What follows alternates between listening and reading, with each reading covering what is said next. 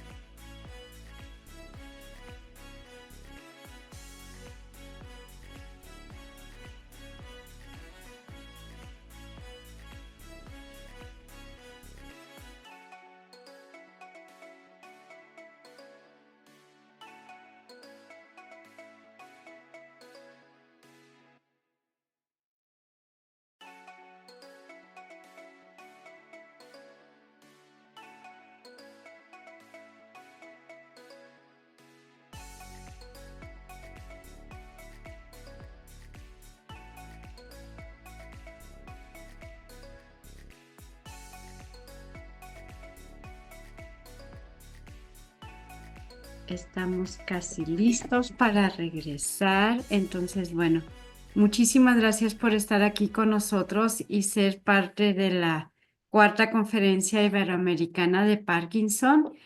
En 5 minutitos más vamos a tener la oportunidad de entrar a nuestro siguiente taller, pero no quise perder esta oportunidad para poder contactar con ustedes.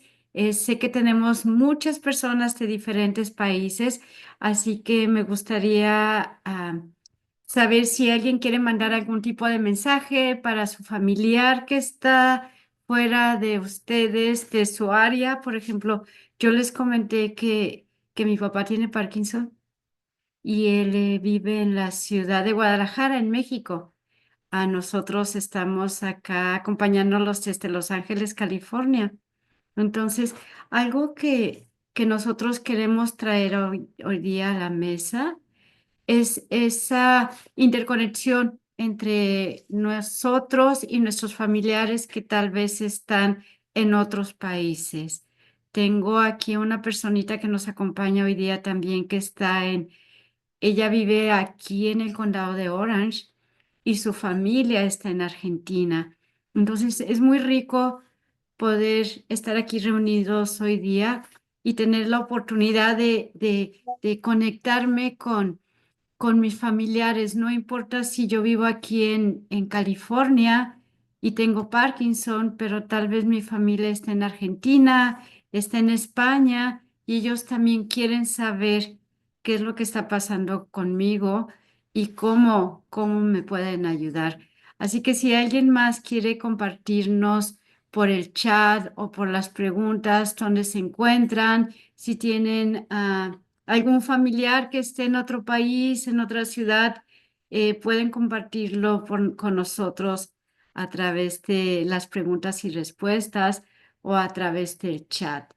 Sé también que están personas acompañándonos de México, de Argentina, de Perú, de Chile. Tengo aquí a otra personita que nos está acompañando hoy día de Chile y tiene un familiar, aquí en las notas estoy viendo, tiene un familiar en Brasil y ahorita está aprendiendo más sobre esta condición. Muchísimas gracias. Gracias por esos mensajes tan importantes para todos nosotros. Tengo a otra persona que me acaba de enviar también un mensaje que nos está acompañando de la ciudad de Guadalajara. Viridiana Marlene, gracias, muchísimas gracias por estar aquí con nosotros. Ah, alguien está mandando saludos a su sobrina Sara Ortiz en Zacatecas, México. Muchísimas gracias, gracias por estarnos acompañando. Definitivamente es muy rico que no importa que estemos lejos, estamos conectados por este medio. Muchísimas gracias. Pues ya estamos listos para empezar nuestra siguiente presentación. Y esta presentación, Fernanda, te voy a dar la oportunidad, por favor, para que nos presentes a la coordinadora de esta mesa. Hola, buenas tardes a todos. Bueno, en esta mesa a las tres personas que van a participar, a las tres las conozco, son excelentes profesionales las tres. Quien va a coordinar la mesa es la doctora Laura Caminos. Ella es neuróloga, especialista en trastornos del movimiento. Es parte del equipo del Servicio de Neurocirugía Funcional y Trastornos del Movimiento del Hospital de Posadas, así como de otros centros de salud. Doctora. Hola, buenas tardes a todos. Desde Argentina los saludo. Bueno, y vamos a dar comienzo a esta temática, ¿sí? Nutrición y deglución en la enfermedad de Parkinson avanzada. Voy a presentar inicialmente a la licenciada Estela Mari Zacayán. Ella es fonoaudióloga, recibida en la Universidad de Buenos Aires, especializada en trastornos del lenguaje, habla, disfagia y rehabilitación cognitiva en pacientes neurológicos adultos. Actualmente se desempeña en el Centro de Rehabilitación y Medicina Física ALCO y el Centro del Parque. Es profesora invitada en la materia Lenguaje en Adultos y sus patologías de la carrera de Psicología en la Universidad de Belgrano y Rehabilitación de la Deglución y Trastornos del Lenguaje en Adultos de la Universidad Museo Social Argentino. Por favor, damos comienzo. No se escucha. Ahora sí. Ahora Muchas sí, muy bien. gracias por la presentación, muchas gracias a los organizadores de permitirme compartir esta experiencia. Y bueno, mi tema de hoy va a ser deglución. Como todos sabemos, es una de las tantas sintomatologías que presentan los pacientes con Parkinson, ¿sí? Es este trastorno al tragar que se denomina disfagia. Bueno, como recién les comentaba, la disfagia es un trastorno deglutorio, ¿sí? Que se presenta de manera muy frecuente en los pacientes con Parkinson. Esta dificultad fundamentalmente presenta un trastorno tanto en la eficacia como en la seguridad del tragado, ¿sí? Esto nos va a llevar a distintas consecuencias y las dos más importantes va a ser cuando la deglución no es eficaz, sí nos va a traer problemas de desnutrición, ¿sí? Y cuando la deglución no es segura, nos va a traer problemas seguramente respiratorios, ¿sí? Todo esto va a tener como consecuencias, sobre todo sociales, primeramente diría psicológicas, sociales, mermando de esta manera la calidad de vida del paciente. ¿Y por qué digo esto? Merma la calidad de vida del paciente y que se relaciona mucho con el plano social. Porque el paciente empieza a dejar de ir a distintos eventos, distintas reuniones, por este trastorno que lo está afectando. Perdón, acá va a ir un video que yo lo voy a pasar después, como para que vean cuál es el trastorno de la disfagia. Si puedo enganchar ahora, los engancho ahora. A ver. Creo que lo están viendo ahí. No,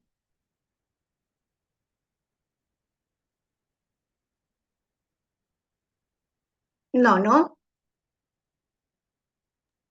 No, no se está viendo. No, no se ve. no. Bueno, ahora tampoco, no. No, tampoco. Bueno, voy a volver con el Power y después yo les voy a ir explicando de a poquitito. Bueno, ¿cuáles son las sintomatologías que presentan estos pacientes que tienen trastornos en la deglución? Estos pacientes que tienen disfagia.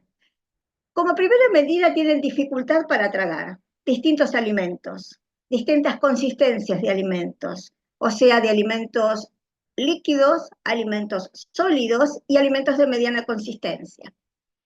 Esta dificultad al tragar hace que el paciente en algunas ocasiones presente dolor de garganta, tos, mucha tos en exceso, en el caso de que el reflejo tusígeno esté presente, atragantamientos, sensación, muchas veces le queda la sensación de comida o de resto de comidas en la garganta, que tienen la necesidad de garraspear siempre.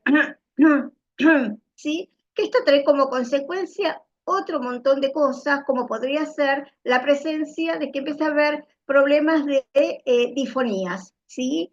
En este carraspeo, en este, las cuerdas vocales chocan mal y lo que hace es dañar la mucosa de la cuerda vocal y producir por ahí algunas afecciones típicamente cordales, ¿sí? También los pacientes presentan un babeo profuso, ¿sí? En donde vemos que empieza a caer líquido, ya sea líquido con restos de alimento o mismo la saliva por las comisuras de la boca. También puede haber problemas de regurgitación, acidez estomacal, pérdida de peso porque esta deglución no es eficaz, entonces el paciente no está bien nutrido y empieza a perder peso. Arcadas y seguramente al final, cuando la deglución es mucho más grave, empieza a haber trastornos respiratorios, llámese broncoaspiraciones o neumonías. En este punto me quiero eh, destacar un poquitito este comentario porque el paciente con problemas de disfagia, con problemas deglutorios, ¿sí? No se da cuenta esto de lo dañino que es estas aspiraciones o estas broncoaspiraciones, que muchas veces corre hasta peligro de vida, ¿sí? Una de las cosas que yo siempre hablo con mis pacientes es decirle, bueno, vos si no va por el conducto correcto, ¿a dónde crees? ¿Crees que se evapora esto? Trato de explicarles a dónde va ese material que estamos tragando y que va por un conducto que no es el adecuado para la alimentación. En este sentido yo me manejo mucho con videos, ¿sí? En donde les muestro, inclusive con las videos de egluciones, en donde le muestro el recorrido correcto, cuál es la función del epiglote, cuál es la función de la lengua, ¿sí? Como para que ellos tengan, ¿sí? El conocimiento de ese trayecto del alimento. Esto me parece sumamente importante, que el paciente sepa qué es lo que está pasando. Bueno, el diagnóstico lo hacemos las fonoaudiólogas, ¿sí? O fonoaudiólogos, y lo hacemos en dos vertientes. Primero, una exploración física, en donde nosotros vamos a examinar, a inspeccionar cómo está esa cavidad oral, ¿sí? Cómo está la dentición, si tiene una dentición completa, si faltan piezas, si usa prótesis, y si usa prótesis, ¿cómo están esas prótesis? Si están flojas, es un tema recurrente en los pacientes con Parkinson y en los pacientes añosos, ¿sí? Que tengan prótesis mal implantadas. ¿Cómo está esa mucosa? Y sobre todo, ¿cómo es la salivación? Si es una salivación espesa, si es una salivación muy líquida, ¿sí? Sabiendo cómo es la salivación, nosotros vamos a trabajar con distintos sabores que van a estimular o no esa salivación. También hacemos dentro de la exploración física una palpación específicamente de la laringe y del cuello, y del hueso hioides.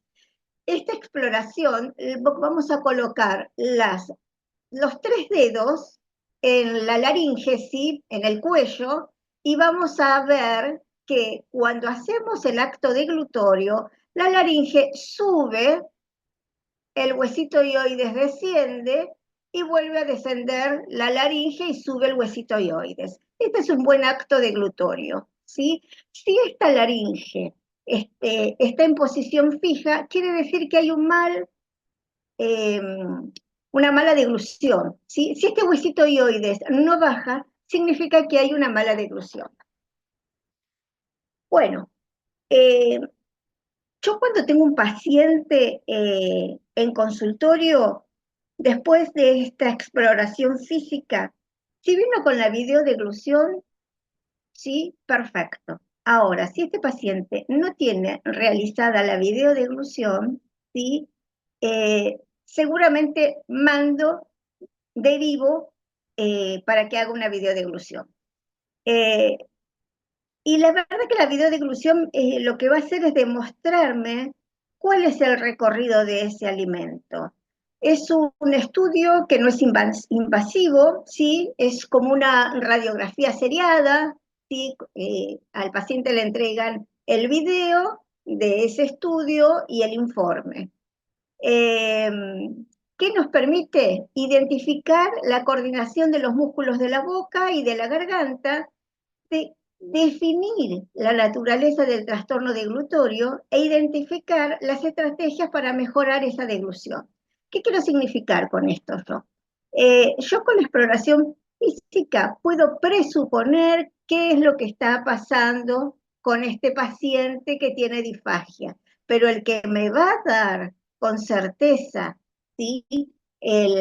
Lo que pasa con este paciente que está tragando mal va a ser la videodeglución. Y esto me va a ayudar a que yo determine estrategias para trabajar específicamente con ese paciente.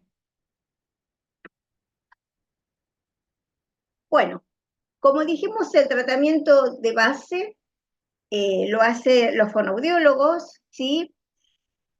Pero también sabemos que la disfagia o la deglución, el acto deglutorio, requiere, como es tan complejo, requiere de todos los especialistas de salud, ¿sí? Eh, la colaboración de médicos para que haga seguimientos, la colaboración de terapistas ocupacionales, ¿sí? En donde nos van a ayudar a adaptar los distintos elementos para favorecer de alguna manera, ¿sí? A la hora de la comida de los pacientes, ¿sí?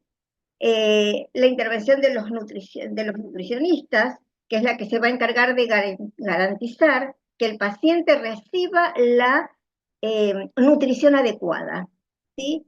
Y también la intervención de los kinesiólogos, que nos va a ayudar mucho en las posturas, ¿sí? Son tres áreas, TO, nutricionista y kinesiólogo, por supuesto los médicos también, que particularmente yo me valgo muchos de ellos para trabajar la disfagia. Sobre todo, imagínense un paciente que tenga un trastorno de glutorio y tenga una mala postura, evidentemente va a repercutir, va a recaer sobre ese mal acto de glutorio. Cada disciplina va a aportar sus conocimientos, ¿sí? Y cada disciplina, ¿sí? Va a respetar las incumbencias de cada profesional. Esto es fundamental. Bueno, hay distintas estrategias compensatorias que utilizamos y que también se pueden utilizar en la casa, porque es fundamental eh, enseñarles tanto al paciente como al familiar, como al cuidador formal, ¿sí? Y explicarle cómo es este acto de glutorio y cómo prevenir distintos tipos de trastornos, ya sean aspiraciones o atragantamientos, ¿sí? Es fundamental explicarle tanto al paciente como al familiar o al cuidador. Usamos en primera medida una estimulación sensorial, ¿sí? Trabajamos con estímulos térmicos, trabajar con contactos con hielo, frío, instrumentos congelados nos favorece mucho el acto de glutorio. Eh, por ejemplo, eh, trabajamos con hielo o con gotitas de hielo muy chiquititas. Yo generalmente trabajo, les pido a los pacientes que trabajen con cucharas de postre, ¿sí? Enfriándola en hielo y pasándolo por toda la cavidad oral, ¿sí? Para reactivar de alguna manera toda la función muscular, ¿sí? Sobre todo la parte de la base media de la lengua hacia atrás, inclusive hasta pilares. La estimulación siempre es recomendable que sea bilateral, pero si hubiera una disminución eh, del hemicuerpo o de una hemicara o de la hemiboca, ¿sí? La estimulación se haría de manera unilateral y siempre se va a hacer estimulando el lado conservado hasta que podamos activar de alguna manera el lado dañado. Después de después de trabajar en ambos lados, solicitamos al paciente que trague toda esa agüita que va dejando este material frío, ¿sí? Llámese hielo o llámese algún elemento que coloquemos en la boca. Si el paciente no tuviera agua en la boca, cosa rara, pero que me ha pasado, lo mismo le pido que haga una deglución en seco o semi en seco. Digo en semi en seco porque siempre un poquito de saliva va a ir, ¿sí? Para limpiar toda la boca por cualquier cosa que haya o que haya quedado. También usamos estímulos mecánicos, ¿sí? Y usamos dos tipos de estímulos, la presión y la vibración. Ambos se trabajan de la misma manera. Realizamos distintos toques o distinta presión en alguna zona específica, ¿sí? Donde esté el mayor trastorno de glutorio. Y generalmente va a ser en la base de la lengua y en los pilares palatinos. La base de la lengua siempre de su porción posterior hacia atrás, ¿sí?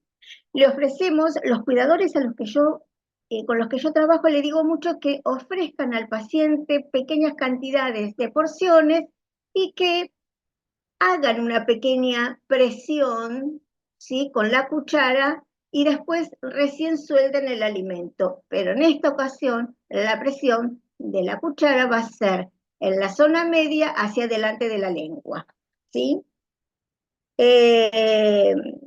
Y bueno, también podemos trabajar con distintos elementos. En la actualidad hay distintos bolillos, se llaman, que se pone en hielo y se le va pasando al paciente por toda la zona de la cavidad oral. Lo mismo con la vibración. En el caso de los ejercicios que pueda hacer en la casa, yo sugiero que esta vibración la hagan con cepillos de dientes, estos que vibran, que son muy accesibles para adquirirlos. También nos valemos de productos químicos. Generalmente se usa sabores ácidos, sobre todo si el paciente tiene poca salivación, ¿sí? Así lo ayudamos a formar la saliva tan fundamental para el armado del bolo alimentario, ¿sí?, del bolo alimenticio. También lo que podemos hacer es embeber una gasa, ¿sí?, con limón, eh, y que el paciente la sostenga con la lengua en el paladar y le vaya sacando ese juguito. Por supuesto que el terapeuta o el cuidador va a tener sostenido el otro extremo de la gasa para que no haya ningún inconveniente y el paciente se la traiga o se ahogue, ¿no? Lo mismo si vemos que el paciente puede, lo podemos hacer con pequeñas cucharitas, yo diría que las cucharitas de café, sí, que equivalen a 2,5, 3, son muy, muy, muy pequeñitas, y le ponemos la mitad de esa cuchara y presionamos y le tiramos un poquitito de el limón ese, que pueden llegar a ser no más de 3 o 4 gotas, ¿sí? Otra cosa que es bastante bueno realizarlo es pasar de un sabor a otro, pasar severamente de lo dulce a lo amargo, de lo ácido a lo dulce, ¿sí?, para estimular todo esto. Y, por supuesto, ofrecer comidas con sabores fuertes, ácidos, ¿sí?, o iniciar la comida con un vasito con limón y agua. Eh, Esto, me voy a ir adelantando un poquitito, esto de ofrecer al paciente al iniciar la comida un vasito de agua o de agua y limón, en el caso que amerite, deberá ser con espesante o no. Ya vamos a llegar a ese tema. Otra cosa que es muy importante, ¿sí?, para rehabilitar y para el enfermo, obviamente, y para el cuidador o el familiar, es el respetar las modificaciones que el terapeuta hace sobre las dietas, ¿sí? Respetar que las raciones sean pequeñas, muy pequeñas, al principio hasta no estar bien seguro eh, de que el paciente está ya habilitado para hacer una ingesta común, hacerlas con pequeñas, muy pequeñas porciones. Si el paciente y su clínica lo permite, cada vez ir aumentando ese bolo, ¿sí? Para un volumen alto, vamos a utilizar una cuchara sopera, para un volumen medio, una cuchara de postre, y para el mínimo volumen, ¿sí?, una cuchara de café. Esto va a estar dado en la medida de la cuchara según la gravedad de la disfagia, obviamente. Bueno, nosotros en el consultorio hacemos distintas maniobras que van a favorecer el acto deglutorio, ¿sí? Son maniobras que se realiza la profesional, en este caso el fonoaudiólogo,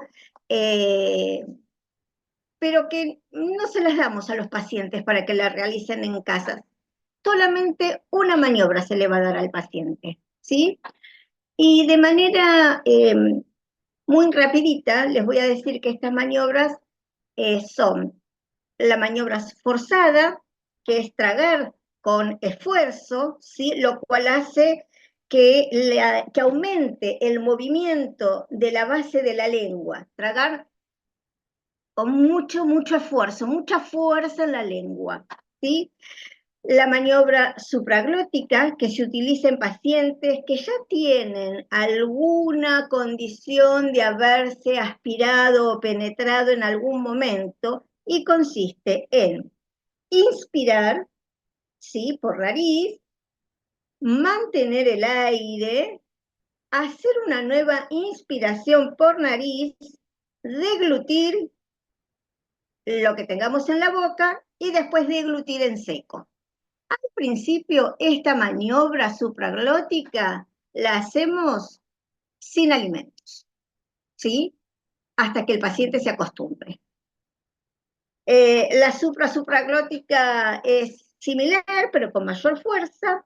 Masaco se utiliza como en pacientes que tengan disminuida, ¿sí? La contracción de la pared faríngea, o que el movimiento de la base de la lengua sea limitado.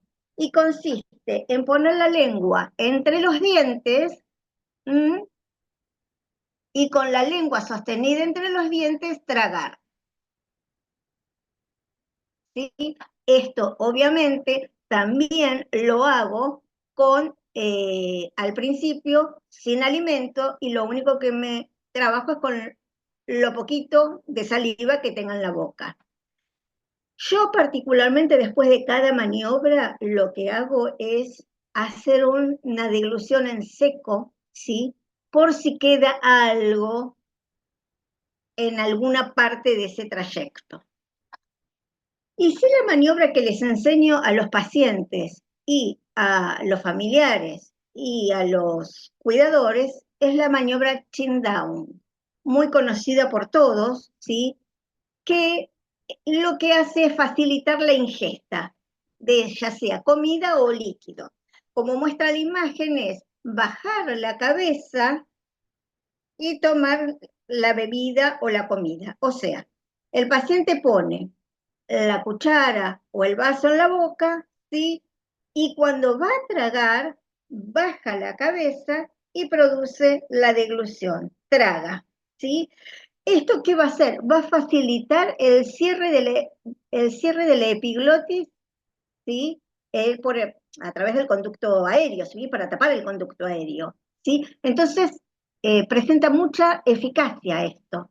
Es muy raro que el paciente se aspire o se ahogue con esta maniobra chin down. Creo que es el punto 1 que tenemos para controlar la seguridad de la deglución. Perdón, Estela, ya estamos llegando al final. Bueno, es largo, deglución es largo. Bueno, recomendaciones generales para el paciente y para los cuidadores. Tratamos de que el paciente esté en un ambiente relajado, sin elementos distractores, porque lo que antes hacíamos de manera automática, refleja, ahora lo tenemos que hacer pensando, ¿sí? Tratar de que siempre sea a la misma hora, específicamente en el caso del Parkinson, ¿sí? Que sea en el momento on, cuando el paciente no esté con toda esa sintomatología. Seguir las recomendaciones, por favor, de texturas, ¿sí? Que cuesta mucho, tanto a los pacientes como a los cuidadores. Realizar una buena higiene de la boca, sobre todo antes de acostarse. Esperar entre 30 y 45 minutos para acostarse, no utilizar jeringas, no, en términos generales se prefiere que tomen agua, ¿sí? Si no quieren agua, bueno, aguas saborizadas, pero no es recomendable que usen jugos, sobre todo los que vienen para disolver, porque siempre queda un sedimento abajo del polvito y eso, bueno, puede producir pequeñas aspiraciones. Tomar bebidas frías, porque ayuda a deglutir mejor. Evitar que la cabeza se extienda hacia atrás. Al cuidador que le da de comer a este paciente, esperar que la boca esté vacía, sobre todo no meterle bocado tras bocado, esperar, darle el tiempo y cuidar la postura. Acá puse cuáles son las posturas. La correcta es que el paciente esté bien sentado y pueda deglutir. Últimamente, esto es lo último, prometo. Hay alimentos de riesgo, sí, que son comidas muy fibrosas, comidas duras, alimentos con pieles, ¿sí? Texturas dobles, ¿sí? Eh, los crujientes, pues, tostadas, masas hojaldradas, caramelos masticables, todo eso es bastante, bastante complicado para el paciente y trae riesgo de atragantamiento. Y último, la consistencia, ¿sí?, de los líquidos, que hay 3 tipos de consistencias: jarabe, cremosa y semisólida. De acuerdo a cada una cada necesidad del paciente, será una o dos, tres o cuatro o cinco medidas, ¿sí? Y los utensilios, que acá trabajo mucho con Teo, si los necesita o no: cuchillos adaptados, platos antideslizantes, vasos con escotadura, sí o sí hago que tengan los pacientes para evitar esta posición, ¿sí?, de tirar la cabeza para atrás. ¿Mm? Y bueno, el cepillado, ya creo que estoy cortita con el tiempo. El cepillado, sumamente importante, ¿sí? Como recomendación, no, que el paciente no haga gárgaras, ¿sí? Usar limpialenguas, y bueno, sobre todo tener el cuidado de la higiene de la cavidad oral, porque después empieza todo con un puntillado, ¿sí?, que produce mucha molestia para el paciente. Y bueno, nosotros hacemos algunos ejercicios que son con sonidos posteriores, aparte de otros montones de ejercicios, que esto se los hago hacer al paciente. Es decir, ka, ke, ki, ko, ku, 5 veces y trago. Así hago 5 maniobras y después el paciente empieza a comer tranquilamente. Un vaso de agua fría y comienza a comer. Y estos son algunos movimientos que facilitan, ¿sí?, el acto deglutorio, que también es muy recomendable hacerlos antes de cada comida, por lo menos antes del almuerzo y de la cena. Bueno, muchas gracias. Estos son algunas personalidades de Argentina que sufren de Parkinson y siguen con sus actividades, siguen trabajando. Con esto quiero significar que podemos tener Parkinson, pero podemos seguir haciendo nuestra vida, con todos los cuidados, todas las recomendaciones que cada profesional nos da. Muchas gracias. Bueno, muchísimas gracias, Estela, por esta hermosa charla. Y ahora las preguntas, algunas las fui contestando, algunas se contestaron solas y las que no se van a contestar al final, ¿sí? Damos paso ahora a la licenciada María Paola Belén Roa Astigarraga, licenciada en nutrición, certificada como coach ontológico y nutricional en Paraguay. Actualmente realiza consultas nutricionales online y a domicilio. Se dedica a la atención de niños, adolescentes, adultos en el Centro Médico Bautista. Es fundadora de la organización Nutri Parkinson Paraguay. Bueno, cuando quieras, puedes comenzar. Muchas gracias, Laura. Entonces voy a poner mi presentación. No sé si encima de esta presentación puedo hacerlo o cómo es. Eh, Ya lo estoy sacando. Sí, Doctora ahí la saca y Hay que sacar eso. La exacto, sacamos esa y luego compartís. Bueno, no sé si ahí se ve. No no, todavía. todavía no. Ya la podemos ver, pero dice, no está en modo presentación. Ah, No la veo. ahí se puede ver. Ahora sí. No, todavía no. Ahora sí. Ahí sí. Genial. Bueno, quería saber si me escuchaban bien porque no tengo auriculares. Sí, Entonces, Muy bien. se escucha bien. genial. Bueno, como ya me presentaron, yo soy Paola Rodas Tigarraga, soy de Paraguay, tengo como profesión la nutrición, soy coach, tengo una organización acá en Paraguay llamada Nutri Parkinson, pero sobre todo soy una persona muy feliz, llena de sueños y con muchas ganas de aprender y de ayudar. Y hoy vengo a hablarles un poco de la nutrición y de algunos tabús que hay y que es hora de romper y poder acercarnos un poco más a esta profesión.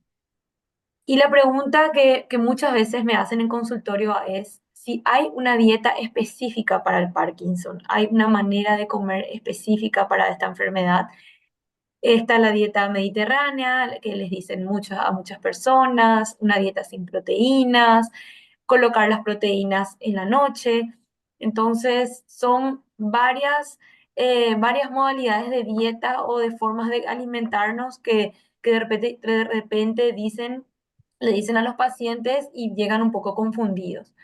Y hoy yo Perdón, quiero Paola, contarles, todavía sí, no se ve tu charla, no sé si ya la pusiste para compartir. sí, pero me habían dicho que se veía, por eso, No. Sí, sí, se ve. Sí, yo no la estoy viendo, por eso. Y me comentó una persona que tampoco la ve. yo sigo, la verdad que yo sigo viendo la presentación de Sí, la licenciada Estela. No sé sí, si, yo La también. tuya, la tuya se está como viendo. ustedes ponen, no sé cómo se, ahí Ahora salió. sí, ahora sí. Vamos a probar otra vez. Sí se ve bien, gracias, Paola. Debe ser el internet que Eh, está un poco lento por eso. Puede ser. Sí, porque yo ahora no estoy viendo, entonces. Sí, ahí se ve bien. ¿Por qué es importante consumir proteínas? Estás pasando por las... Sí, a ver, no veo, no les veo a ustedes, por eso pasé de más. Bueno, entonces estábamos, si existe alguna dieta específica para el Parkinson. Y yo les digo que no, no existe, no hay algo específico. Antes que nada, es importante saber que cada persona, cada paciente es un mundo, es totalmente diferente a otra persona, no importa si están en el mismo estadio, de igual manera hay diferencias siempre. Entonces, el plan de alimentación o la manera en la que esa persona debe alimentarse es totalmente individual una de otra. A muchas le va bien esta dieta mediterránea que consiste en introducir más verduras, frutas, disminuir el consumo de carne. Hay a otros que la dieta sin proteína o una dieta baja en proteínas le viene bien. Entonces, todo siempre va a depender de las necesidades de la persona. ¿Y por qué es que me enfoqué un poquito en las proteínas o por qué hablé una dieta libre de proteínas o colocarlas en las noches? Antes de contarles el por qué, les voy a contar dos cosas de las cuales yo me agarro y por el cual es importante el consumo de las proteínas. Porque ayuda a reparar las células y producir nuevas células y ayudan a fortalecer y mantener los huesos, los músculos y la piel. Entonces, y hay otras funciones más que también hacen las proteínas y muchas veces cuando sacamos de la dieta nos quedamos con deficiencia de ese nutriente tan importante, perdemos mucha masa muscular, no hay esa ayuda para reparar esas células o para fortalecer los huesos. Entonces es importante de vuelta conocerle al paciente y qué es lo que necesita ese paciente. Porque las proteínas, y me voy a ir a este primero, son importantes y menciono mucho porque hay una interacción entre las proteínas, los alimentos que tienen proteínas y la levodopa, que es el medicamento principal de esta enfermedad. Las proteínas y la levodopa van por el mismo camino hasta llegar al cerebro. Entonces, si comemos las proteínas o alimentos que tienen este macronutriente, la levodopa no llega como nosotros queremos y no hace el efecto que nosotros esperamos. Y más o menos es así. La mayoría de las comidas tienen gran cantidad de proteínas y eso usan los portadores que vienen a ser como las piolas en donde están agarrados estos muñequitos rojos. Entonces la levodopa queda sin acceso a esos portadores y tiene que esperar a que las proteínas usen todo eso para poder llegar a donde tienen que llegar. Entonces por eso es que se recomienda el tomar la levodopa 30 a 60 minutos antes de las comidas. Mejor si es 60. ¿Cuáles son los alimentos que tienen proteínas en su mayoría? Son estos alimentos de origen animal, las carnes, los derivados. Entonces, nosotros tenemos que tener en cuenta de que, por ejemplo, cuando vamos a desayunar acá en mi país, en Paraguay, estamos acostumbrados a desayunar un café con leche, con unas tostadas o yogur con cereales, o un mixto, un pan con jamón y queso, con algún café con leche, donde hay un montón de alimentos que tienen proteínas en su mayoría. Los carbohidratos, que son los panes, arroz, fideo, papa, son alimentos, si bien no son de origen animal, también tienen proteínas. Por eso es que debe ir alejado de esos alimentos y de estos especialmente que son de origen animal.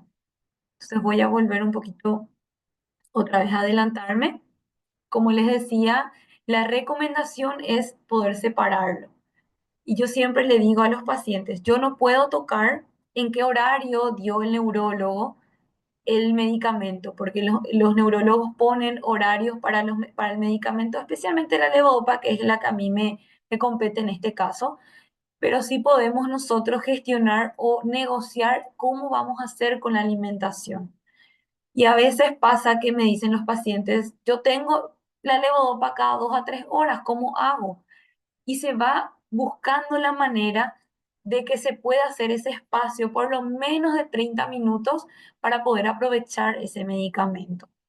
Porque o si no, tenemos el problema de que consumimos el medicamento al lado de las proteínas y el paciente no ve mejoría y a veces no le cuenta esto al profesional y el profesional no tiene esta información, entonces vamos agregando medicamentos sin saber que hay esta instrucción de poder separar y poder tener una mejor absorción. Entonces es importante tener esto en cuenta y también poder contarle al profesional cómo es que estamos consumiendo nuestro medicamento y con qué alimento.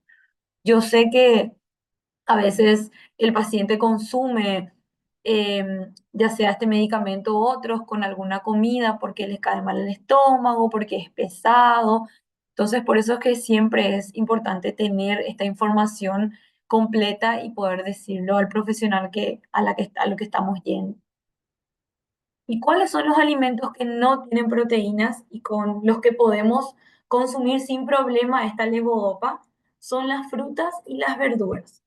Eso quiere decir que nosotros podemos comer o tomar un jugo o comer una fruta con la levodopa, por ejemplo. Entonces así no lo hacemos con el estómago vacío. En vez de tomar con nuestro yogur o con nuestra leche, lo hacemos con alguna fruta o verdura o en ayunas si se puede. Todo esto que voy diciendo y voy contando siempre va a ser dependiendo de cómo está el paciente y en dónde se encuentra, en qué estadio de la enfermedad.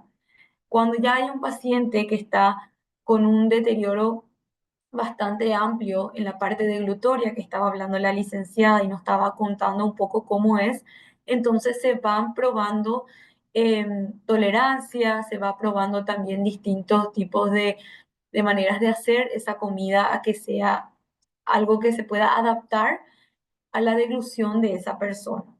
Sí, siempre con las instrucciones de poder separar los alimentos que tienen proteínas de la levodopa. Esto más o menos sería un plato de una comida, vamos a decir, las ensaladas en el medio plato para poder aprovechar la fibra, que es importante, especialmente para poder ir al baño, porque una de las patologías que están como añadidas al Parkinson es el estreñimiento, entonces nosotros tenemos que tener muy presente que las verduras crudas especialmente son alimentos que ayudan y aportan mucha fibra. De vuelta, si esto hay que adaptar, entonces se da en forma ya sea de puré, en forma de caldo, en forma de una sopa espesa, pero es importante que haya verduras. La proteína, que pueden ser carne, pollo, cualquier carne de origen animal y sus derivados.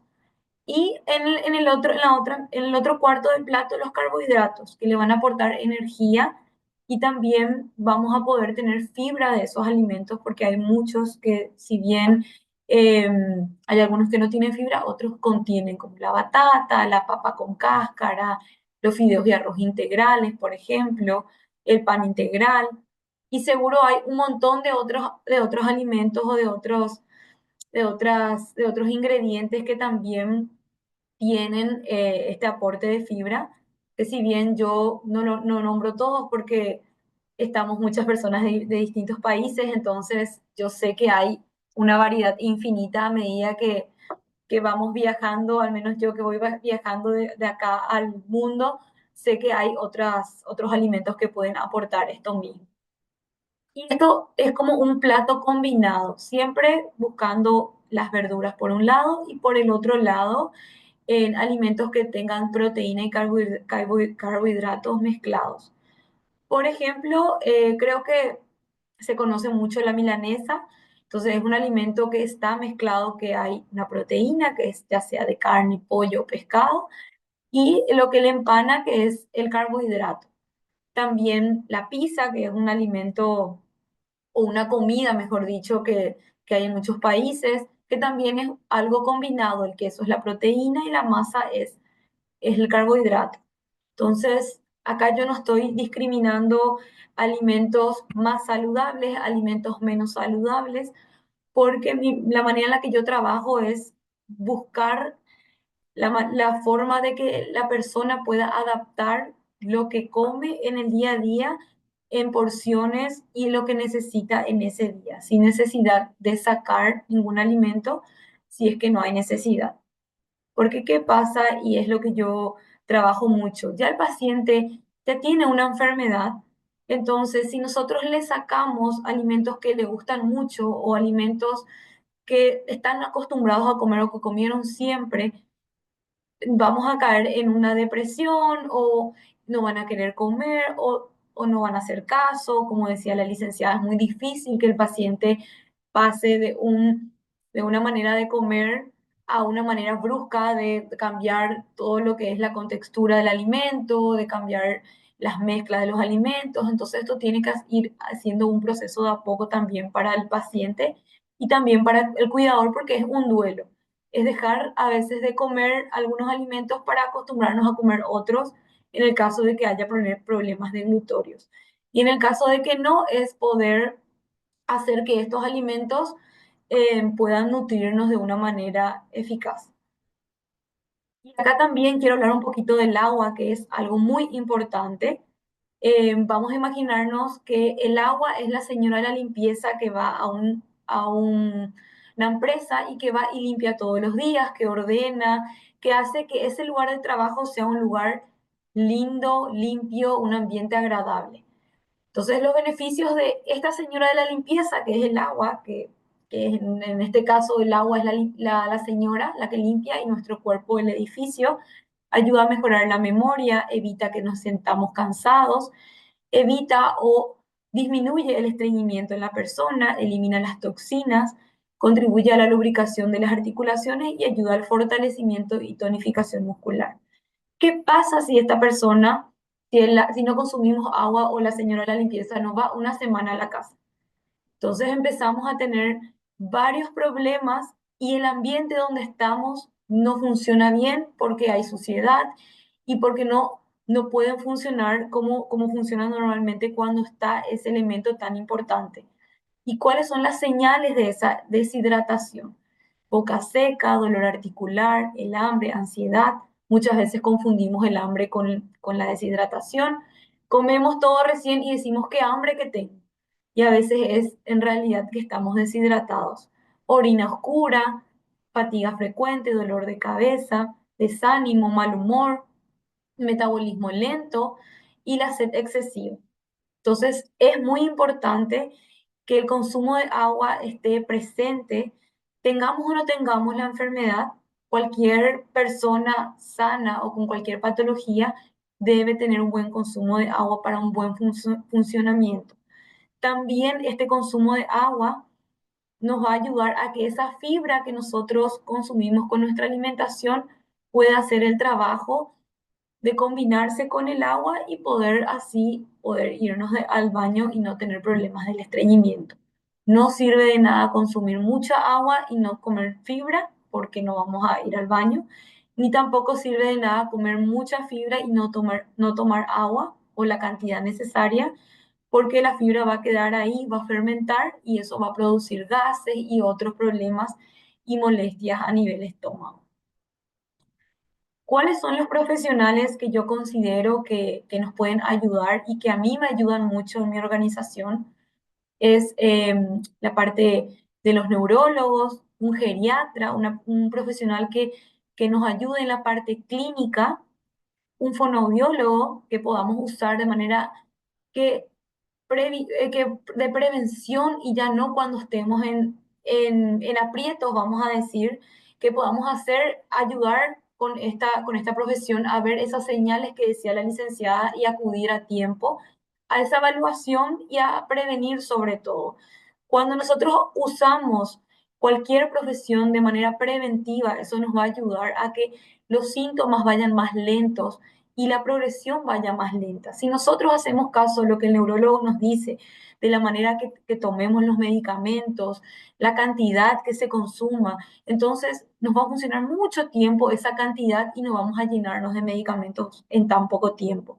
Si nosotros hacemos caso al geriatra y tenemos manejo de la hipertensión o de otras enfermedades que tengamos, eso también nos va a ayudar a tener un control mayor del bienestar a nivel general.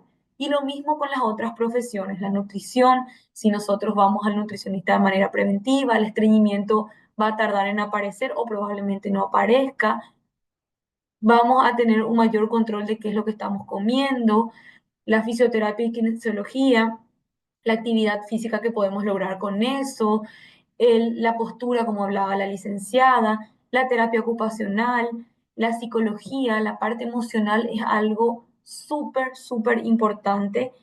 Y desde mi área, la nutrición, yo considero un pilar muy importante porque si el paciente no está bien, no va a comer o va a comer de más y eso sí es un problema bastante grave. Entonces, vayan al psicólogo si necesitan. No es, no es algo de esperar, no es algo voy al psicólogo porque estoy loco, no es así. El psicólogo nos va a ayudar a poder tener una mejor calidad de vida y así también el psiquiatra si es necesario. También quiero dar recomendaciones generales. Ya fuimos hablando un poquito de todo esto, la licenciada nos adelantó un montón. Entonces es importante comer cuando no tenemos los síntomas, cuando estamos en la fase ON, que hay una mejor movilidad y hay mejor coordinación motora.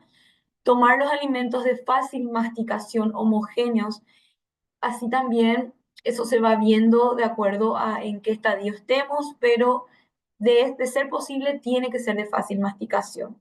Y acá también quiero agregarle al odontólogo, que es tan importante como las otras profesiones, porque si no tenemos una buena gestión de las prótesis o una buena higiene en los dientes, también puede dificultarnos bastante el tema de la alimentación y es una cadena. Tomar cantidades pequeñas siempre nos va a ayudar a poder tener un mejor control. Si hay dificultad para tragar los líquidos, hay que espesarlos y hay maneras de hacerlos de manera caseras y también en el mercado hay muchos suplementos. Evitar los sólidos muy duros y secos. Son mejor los alimentos blandos y mojados. Eso se va adaptando de acuerdo a cada persona. Y si tenemos estreñimiento, es mejor los alimentos con fibra, las verduras, frutas, las legumbres, los cereales integrales y beber agua también para poder hacer eso que decíamos de poder ir al baño sin problema. Acá hay algo importante, aparte de esos dos puntos, es hacer actividad física. Eso también va a ayudar al estreñimiento.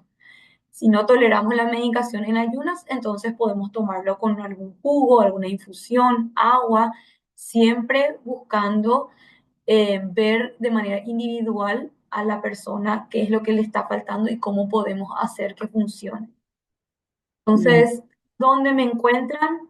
Estas son las redes sociales de nuestra organización y si me permiten, quiero contar nada más un poquito. Nosotros estamos hace 7 años, ayer cumplimos 7 años en Paraguay, estamos en proceso de ser una fundación Yo tengo muchas ganas de poder crecer con esta organización, de seguir apoyando y ayudando a las personas. Vi muchos nombres conocidos en la lista de personas que están acá. Tenemos charlas de manera online mensualmente, todos los años, donde nos encontramos con gente de otros países, así como acá también. Agradezco un montón por la oportunidad que me dieron de poder estar acá, de poder participar y poder aportar mi granito de arena. Y si me necesitan, si tienen algunas dudas, entonces ahí están mis datos, me pueden escribir, que yo con mucho gusto voy a responder. Muchísimas gracias. Muchísimas gracias, Paola. Excelente charla. Muchas gracias a las dos expositoras. Y bueno, vamos a pasar a las preguntas, ¿sí? Acá una pregunta de Ileana Martínez que dice, si hay cifosis mediana, si tiene el paciente cifosis mediana, ¿cómo debería ser la postura? Quizás esto es algo para, digamos, charlar de forma interdisciplinaria, pero por ahí tenés alguna pauta, Estela Maris. No, ahí está. Sí, en realidad todo lo que sea rehabilitación se dificulta más cuando el paciente trae agregado otras patologías de orden cognitivo o psiquiátrico, ¿sí? Em, Particularmente pienso que, bueno, trabajar sobre la postura es lo más indicado, ¿sí? La postura que yo presenté en su momento, que era en una posición bien sentado, con la columna vertebral bien derechita y la maniobra chin down, ¿sí? Pero bueno, todo depende del grado de patología que tenga el paciente también, ¿no? Me refiero a patología cognitiva o psiquiátrica, ¿sí? Exacto. Sí, sí, el trabajo es interdisciplinario. Disciplinario. Y a su Totalmente. vez hay que adaptarlo a cada paciente, digamos, habría que ver ese paciente específicamente la postura y qué adaptaciones es necesario realizar, ¿no? Eh, Exactamente. De ahí nos valemos también con la parte de los kinesiólogos, ¿sí? exacto, Yo generalmente pido ayuda a ellos, cómo se maneja esta postura o, a ver, en el centro que yo trabajo es un hospital de día y pasa por todo un circuito de fonoaudiología, neuropsicología, kinesiología, terapia ocupacional y bueno. Y ahí trabajamos conjuntamente la postura con el kinesiólogo tratante, ¿sí? bien, Así que, y con el médico fisiatra, por supuesto. bien. Bueno, otra pregunta dice, a mi papá, de la misma paciente, de la misma persona, a mi papá le dio neumonía por aspiración de alimentos y la pregunta puntual es, ¿cómo te das cuenta que está haciendo, que se está microaspirando? Quizás porque le quedan residuos de alimentos en la boca, bueno, eso es como la consulta, ¿no? ¿Cómo el paciente se da cuenta que está teniendo microaspiraciones? En realidad no vamos a llegar a las microaspiraciones. Lo ideal es cuando el paciente presenta una voz acuosa, como con gorgorito, así, es porque ahí se está aspirando. Ahí está Ujú. viendo o un poquito de saliva o un poquito de líquido o entre cuerdas vocales, ¿sí? Por eso, en los casos más graves de aspiración, es bueno comenzar con cosas, porciones muy, muy pequeñas y una vez que traga en una o dos actos deglutorios, hacer tragados en seco, ¿sí? Para limpiar esa zona. Pero la clave es la voz. Si cambia la Bien, voz, es porque se está aspirando. La voz bien. clásica del gorgorito, como que hay agua. Bien. Y me pasa como neurólogo que es una consulta que tengo que realizar porque si no el paciente no comenta que tiene tos al tomar agua o comer, entonces es importante que si está ese síntoma lo comenten a su neurólogo, a su médico tratante porque nos está hablando de que, bueno, hay una alteración, ¿sí? Tal cual, Eh, tal cual. por acá también, bueno, felicitaciones específicamente a Paola de Rosa contra Maestre, quizás es alguien que conozcas. Y también, ¿qué alimentos o vitaminas ayudan a reducir la rigidez? Ahí, no sé, te pusieron una complicación. Sí. Bueno, en realidad no hay un Claro. alimento o una vitamina que ayude a reducir la rigidez, ¿verdad? Eh, por eso comento y hago mucho hincapié en poder seguir las instrucciones de los profesionales, y es ahí donde se ve realmente el resultado de las personas, de los síntomas. No va a ser igual una persona que toma los medicamentos a la hora que quiere o que se despierta nomás y que mezcla con los alimentos, por ejemplo, en este caso con proteínas, que una persona bueno, que se organiza un poquito y sigue como esa dinámica de poder tomar ahora, de poder separar. Ahí es donde realmente se ven los efectos. Las vitaminas, minerales se podría dar, pero para fortalecer otras cuestiones, para evitar deficiencias, pero para evitar o reducir la rigidez, la verdad que no hay. No, Hasta al menos ahora no lamentablemente no. sabemos. Sí. Bien, bueno, varios pacientes diciendo muchas gracias, felicitaciones. ¿Y hay alguna relación con el vómito y el Parkinson? No, habrá que ver específicamente a qué se refiere. No, no hay relación. No sé. No sé si ustedes tienen algo para aportar, pero... Perdón. Y mi madre tiene hecha gastrostomía, pero se aspira a veces con flema. En este momento con neumonía por ese motivo. ¿Hay algo recomendado para evitar ese síntoma? Y esa sería la última pregunta. Perdón, se cortó un poco, no te escuché. Perdón, repito, que una paciente tiene gastrostomía, pero se aspira con su propia saliva, entonces, y que de hecho está con una neumonía por ese motivo, si hay algo específico para evitar ese problema. Bueno, si se ahoga con la propia saliva, hay que primero, como primera medida, trabajar sobre el control y el manejo de la saliva, ¿sí? Evitando, por ejemplo, contrariamente a lo que dije en un momento, eh, los alimentos ácidos, porque esos alimentos ácidos va a producir más salivación, ¿sí? Entonces, evitar eso. Y hacer ejercicios, ¿sí? Linguales, en donde va a favorecer, ¿sí? A la coordinación de los músculos de la lengua con la parte velar, y va a tener mejor funcionalidad, digamos, va a poder tragar mejor, ¿sí? Pero ante todo es enseñarle al paciente que controle la saliva. ¿Y cómo lo controla? Recordándole, traga. Porque le tenemos que recordar nosotros, traga, ¿tenés saliva? Porque muchas veces los pacientes están hablando y se les cae la saliva, y es decirle, traga la saliva. Y si no vemos que se le está cayendo por la comisura, ¿sí? Traga, ¿sí? Que se le haga un hábito esto de tragar. Muchas veces es por esto. También Bien, debemos tener en cuenta el tipo de medicación que toma, que a veces trae exceso de saliva, ¿no? De salivación. Y bueno, ahí hablar con el médico tratante y ver qué es lo que se puede hacer.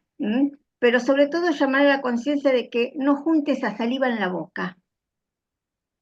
bien, bien. Bueno, muchísimas gracias a ambas.